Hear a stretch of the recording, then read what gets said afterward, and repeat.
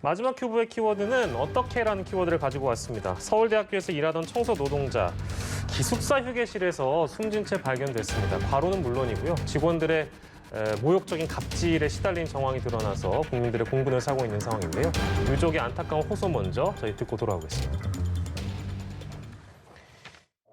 서울대학교 기숙사 미화원으로 응시 2019년 11월부터 근무를 할 수 있었습니다.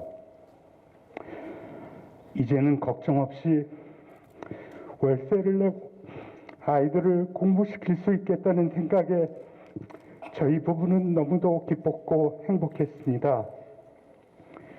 아내는 공채를 통과했기에 건강했고 기숙사 중에는 가장 힘들고 오래된 925동에서 자식 같은 학생들이 좋은 환경에서 생활할 수 있도록 열심히 일을 했습니다. 근로를 하러 왔지 주로 출근하지 않았습니다. 사업주는 근로자의 건강과 안전을 배려해 꼭 집으로 돌아갈 수 있도록 해주십시오.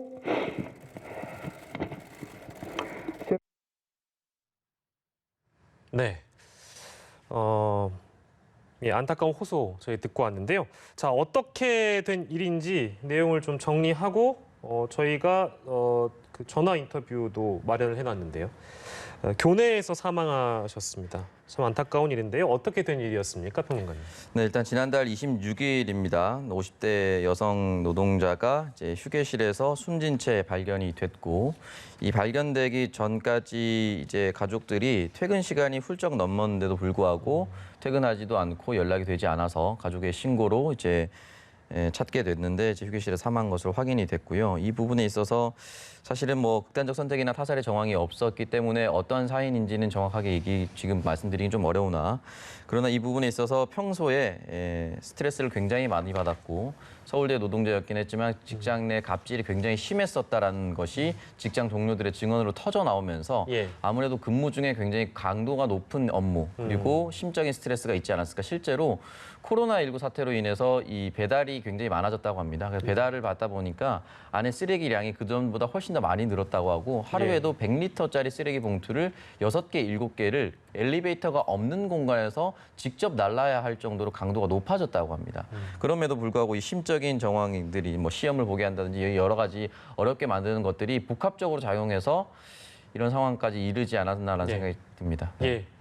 방금 말씀하신 그 시험을 보게 했다는 부분, 바로 직장 내 갑질에 해당하는 한 부분인데요. 어떤 내용인지 함께 일했던 동료의 목소리도 준비해봤는데요. 들어보시죠. 단학생 생각관을 한자로 쓰시오, 영어로 쓰시오. 동료 한 분은 점수가 공개되어 동료들 앞에서 창피를 당했습니다. 저희들 앞에서 울었습니다. 갑작스러움에 저희들은 당황스럽고 자괴감을 느꼈습니다. 당연합니다. 어떻게 이런 일이 있을까요? 관악 학생 생활관을 한자로 쓰라, 영어로 쓰라. 예, 저희 전화 인터뷰 정성훈 전국 일반노조 서울대 시설 분회장님 전화 연결돼 있습니다. 나와 계십니까? 예, 안녕하십니까. 정성훈입니다. 예, 저희 먼저 그 최근에 업무 강도가 더 가중됐다는 얘기가 있던데요. 어떤 내용이었습니까? 여자 기숙사인데요. 예. 그 건물 자체에 승강기가 없는 4층짜리 기숙사입니다. 예. 그리고 그 기숙사 내에 있는 그 건물들 중에 가장 넓은 건물이고 가장 힘든 건물입니다. 최근에 배달 음식 택배량이 급증하면서 버리는 음식 쓰레기, 박스, 뭐 플라스틱, 공병 이런 게 많이 늘어났고요. 예. 그 층마다 있는 쓰레기 분리장에서 가득 찬 쓰레기 봉투, 100리터짜리를 사용하고 있는 쓰레기 봉투에 가득 담아서 꾹꾹 눌러 담아가지고 계단으로 옮기는 거고요. 예. 그 가득 담아서 100리터짜리 하나 봉투를 하나 들면은 30kg 이상이 됩니다. 업무 강도가 이제 그 정도로 심했다는 말씀이신데 그거와 더불어서 그 직장 내 갑질에 해당하는 부분에 대해서 좀 설명 주시겠습니까? 뭐 직장 내 갑질은 6월 달에 관리팀장이 새로 부임하면서 시작됐는데요. 예. 그전 관리팀장이 6월 말까지 근무를 하고 6월 1일 날 팀장 근무하면서 근무기간을 확립한다. 그리고 그러면서 뭐 점심시간을 몇 시까지 해라. 12시에 전에 식사하신 분들 문자 보내라. 회의를 만들고 정장을 입고 출근해라. 오후 와서 회의에 참석하라. 일하다 작업복 차림으로 가면은 회의에 감점을 당합니다. 그리고 건물명 영어 쓰기 시험 내고 건물명 영어 쓰기 한자 쓰기 공개적으로 망신을 주고요. 아까 그 식사 시간 얘기를 잠깐 해주셨는데 식사 시간을 누가 지키는지 안 지키는지도 확인했단 말씀이십니까? 뭐 자율에 맡기긴 했지만 뭐 12시 전에 식사하러 가신 분들 문자 보내세요. 12시 이후에 식사하러 가신 분들 문자 보내세요. 기간 확립을 한다는 이유로 식사 시간도 마음대로 그렇게 못하게 하면은 그전에는 12시 25분이면 11시 25분이면 식사를 시작했습니다. 예. 그 폭우가 쏟아지던 날 물건 갖다 달라는 지시도 뭐 한두 번이 아니었고요. 예. 잠깐 업무 공간에서 자리를 비면요. 반성문, 맨 처음에는 경위서를 쓰라고 그랬는데 반성문을 쓰게 했습니다. 못 쓴다고 하자 내용까지 불러줬습니다. 받아들이하고. 반성문을 쓰는 이유는 그러니까 자리를 비웠기 때문에 반성문을 쓰라고 한 겁니까? 예. 그걸 이제 공간이 따로 떨어져 있는 곳에 그냥 잠깐 와서 있는데 그 근무 공간에 없다는 이유만으로 예.